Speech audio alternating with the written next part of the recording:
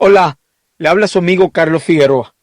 Recuerdo 2 intervenciones atrás, estuvimos dilucidando dentro del tema de las disciplinas espirituales, el tema de la meditación. Y recuerdo que en esa ocasión establecimos como base que íbamos a estar tocando diferentes temas dentro de las disciplinas espirituales, dado a que entendíamos que en esta sociedad posmodernista era algo en lo cual estábamos rezagados, que muchos de nosotros tenemos la intencionalidad de servir a Dios, tenemos el ahínco, pero a veces carecemos de disciplinas para labrar nuestra espiritualidad. Vivimos en un mundo sosegado por lo que le estimula a primera instancia. Las disciplinas no simplemente es un estímulo, es algo que yo creo un hábito y el cual de ahí me estimulo. Por lo tanto, necesitamos en este periodo y a nivel de tiempo y espacio, en este marco histórico, desarrollar disciplinas. Y disciplina viene de la raíz de discípulo. Si algo tiene un discípulo debería de tener, son disciplinas en su vida. Incluso esto no se circunscribe al cristianismo. Va a haber en todos los elementos de la vida, lo deportivo, lo académico, lo profesional, lo vocacional, que aquellos o aquellas que quieren no sobresalir, sino ser excelente en aquellos que hacen, no es suficiente tener la habilidad, sino que eso tiene que estar combinado con la disciplina. Un buen atleta, más que tener la habilidad física hacia ese deporte, es cuando lo combina también con la disciplina de trabajo para depurar aquellas áreas, no las que es eficiente, sino aquellas que son deficientes. En una ocasión escuché a un excelente jugador basquetbolista diciendo lo siguiente: cuando yo entreno no me enfoco en aquello en lo cual domino, sino siempre busco aquello que no domino. Y desde que lo he hecho, siempre he encontrado algo que mejorar. Eso se llama depurar disciplina. Albert Einstein, un genio, una mente, a pesar que tenía una inteligencia matemática, como en lo que se conoce en inteligencia múltiple, que lo teorizó Gardner, a pesar que tenía eso, no vivió enajenado del estudio didáctico y autodidáctico.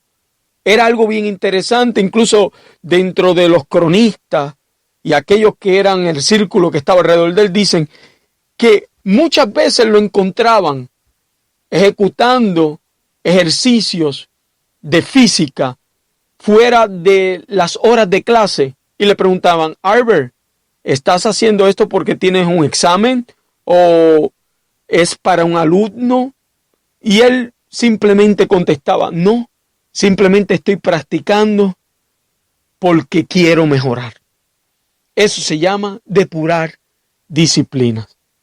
¿Qué pasaría en las ciencias bíblicas si hiciéramos eso? Si algo tenemos como denominador común en los hombres y mujeres de Dios que han demarcado la historia en diferentes áreas, sea en áreas eclesiales, sea en áreas sociales, sea en áreas académicas dentro de la teología, en fin. Pero todos han tenido un denominador común, aunque se han destacado en diferentes áreas. Y es una vida de oración. Lutero, Charles Finney, Jonathan Edwards, en el caso de Puerto Rico, G.J. Ávila, y muchos otros más. Si vemos un denominador común en cada uno de estos hombres y mujeres, era una disciplina orientada hacia la oración. Y ese es el tema en el cual voy a utilizar como base medular dentro de la disciplina que voy a tocar hoy, la oración. Dado a que cuando usted investiga minuciosamente los evangelios que narran la vida de Jesús, por lo menos históricamente aquí en la tierra, nos vamos a dar cuenta de algo, que Jesús no estuvo todos los días sanando personas, aunque fluía en don de sanidad. No todos los días estaba liberando personas, aunque fluía en don de liberación de demonios. Pero sin embargo hubo algo que Cristo hizo ininterrumpidamente en esos 3 años y medio, nos dicen las narrativas o los evangelios, y era una vida de oración. Lo más interesante es que cuando usted investiga cómo eran las oraciones de Cristo, lo único que tenemos son detalles generales. Dice que Cristo se iba a un lugar aparte o se iba a un lugar desértico. La oración era el catalítico, era el combustible de la vida de Jesús.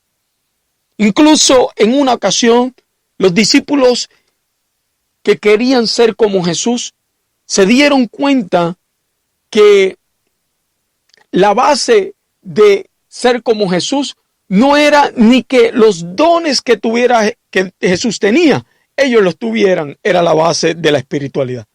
Oh, Carlos, ¿qué me quieres decir? Claro, los evangelios narran que en una ocasión hasta los discípulos recibieron por el don de imposición de manos la capacidad de liberar demonios y sanar enfermos en el nombre de Jesús. Y procedieron a ir, imponían sus manos, la gente se sanaba, imponían sus manos, los demonios huían en el nombre de Cristo. Pero a pesar de que pasó eso, no era lo máximo dentro de la sinopsis de la espiritualidad. Con esto no estamos desvirtuando ni devaluando los dones, pero los dones sin la capacidad de algo que los mueva, como lo son las disciplinas, es algo hueco, es algo vacío. Tanto así que en Mateo 7, Jesús exhorta, dando un mensaje confrontativo, diciendo lo siguiente: echaste fuera demonios, sanaste en mi nombre, apartado de mí, hacedor de maldad. Teorizando lo siguiente, que pueden haber dones espirituales y haber carencia de disciplinas, y eso no significa de que estamos viviendo un evangelio óptimo. Sin embargo, ellos se dan cuenta que a pesar que ahora Dios los utilizaba por medio de Cristo Jesús, por el poder del Espíritu Santo, eso no era suficiente. Y Lucas 11 es el único evangelio que nos da lo que se llama una clave hermenéutica, una señal. Y es lo siguiente. Dice que uno de los discípulos se acercó a Jesús y le preguntó, mire qué interesante, Señor, enséñanos a orar. De ahí nace la famosa exhortación de lo que también en Mateo 6 se documenta como el Padre Nuestro, que es la columna vertebral de lo que va a formar esa disciplina. Que Jesús no lo trajo para repetir esta oración como si fuéramos un loro, sino para tener como un bosquejo de aquellos que son los puntos medulares de una vida de oración. Es como aquel maestro que da una guía, no las contestaciones para nuestra vida. Esto es bien importante que lo entendamos, porque Jesús no enseñó, escúchelo bien, en su ministerio en la tierra, su énfasis no estuvo en enseñar a las personas a echar fuera demonios, aunque gloria a Dios por eso. Pero su énfasis no fue ese. Su énfasis no fue a enseñar a sus discípulos a sanar personas en su nombre, aunque cuando eso pasaba, gloria a Dios. El énfasis de Jesús estuvo basado en enseñar a sus discípulos a buscar lo que alimentaba a su ser, y era el Padre, a enseñarlos a orar. Por eso el Padre Nuestro se le dibuja una sonrisa, se sienta y nos regaló unos principios inéditos, unos principios que son baluartes para hoy, para nosotros. Padre Nuestro que estás en el cielo.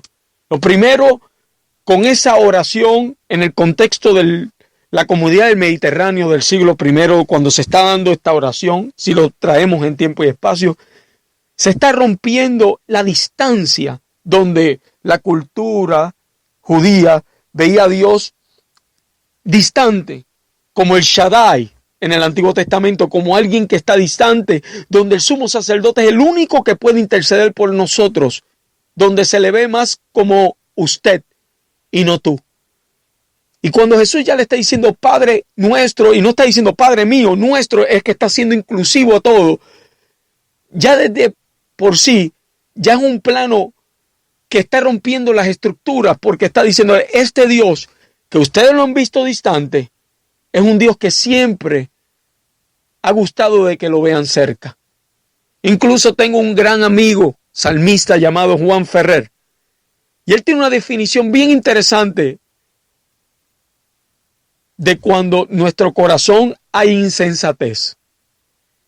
Y él define insensatez, estar lejos del que quiere estar cerca, hablando de Dios, implícitamente.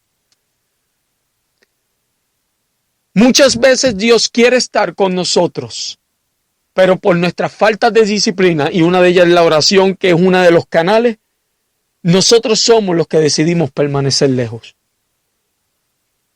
Por lo tanto, la oración se convertiría en un canal para enseñarnos no un rito, sino una forma de un puente de aquel Dios que siempre ha querido tener con sus hijos.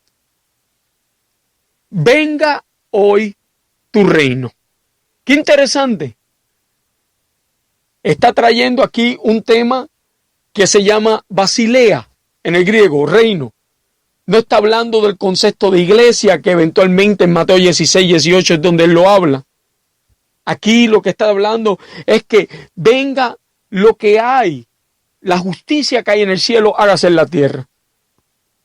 Venga acá. Si usted y yo hemos visitado una embajada de cualquier país, a pesar que esa embajada está en un país que no es el de él a nivel territorialmente, si usted va a esa embajada, va a notar que dentro de la embajada se habla el idioma del país que representa. Se come normalmente hasta las comidas de ese país que representa. Incluso la macrocultura que se da ahí es del país que representa. Y si habla con el embajador, nunca va a hablar en primera persona en nombre de él. Va a decir, en nombre de la persona que represento. Y ahí firma hasta los documentos. Incluso en la Biblia se nos llama a nosotros ser embajadores. Se supone que nuestra idiosincrasia, nuestra ideología debe ser el cielo, que cuando nosotros caminemos en la tierra, representemos el cielo aquí en la tierra. Bien interesante la organización de esta oración. No está diciendo que vamos a vivir el reino de Dios cuando muramos, sino está diciendo, no, el reino de Dios se hace aquí en la tierra. Y da una condición dentro de cómo hacer ese reino. Inmediatamente dice, hágase tu voluntad. Si hay algo que usted y yo vamos a tener en una lucha interna, en lograr optimizar nuestros recursos de la voluntad, es poner la voluntad de Dios sobre la de nosotros. El recurso más enorme de alguien que ha muerto a él como señal es cuando niega su voluntad para hacer la voluntad de aquel a quien pertenece. Por eso en Lucas 9, Jesús dice que el rasgo de un discípulo es aquel el que toma la cruz, se niega a sí mismo y lo sigue. Por lo tanto, la voluntad sometida a alguien es el mayor rasgo de entrega que alguien tiene a alguien. Cuando alguien se casa, parte de todo el compromiso que hacemos es que entregas también tus planes indirectamente. No es en una renuncia fingida o una autorrenuncia. Es una renuncia devocional donde ya no es mi plan, sino también me acoplo a tus planes y van a ser de los dos planes uno. Así como los dos son una sola carne, ahora somos uno. Mis planes ya no voy a ser yo, vamos a ser nosotros. Indirectamente el matrimonio es una representación de